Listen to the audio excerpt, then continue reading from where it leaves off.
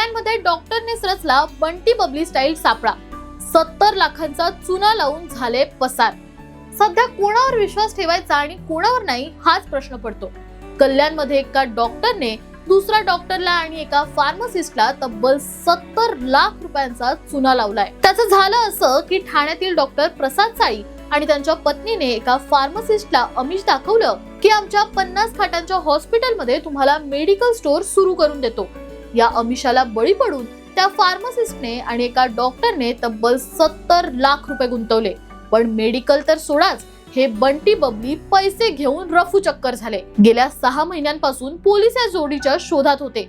अखेर खडकपाडा पोलिसांनी मुख्य आरोपी डॉक्टर प्रसाद साळी याला बेड्या ठोकल्या आहेत. न्यायालयाने त्याला 27 मार्च पर्यंत पोलीस कोठडी सुनावली आहे. पण त्याची पत्नी अजूनही फरारच आहे. वैद्यकीय क्षेत्रात खळबळ उडवून देणाऱ्या या घटनेने एकच चर्चा सुरू आहे. त्यांच्या या कृत्यावरून आता असाही संशय येतोय की खरंच ते डॉक्टर आहेत की नाही. सुशिक्षित लोक जर असं करत असतील तर सामान्यांनी नक्की कोणावर विश्वास ठेवायचा? तुमच्या सोबत कधी अशी फसवणूक झाली आहे का? कमेंट्स मध्ये सांगा आणि अशाच अपडेटसाठी सबस्क्राईब करा सलाम ठाणे.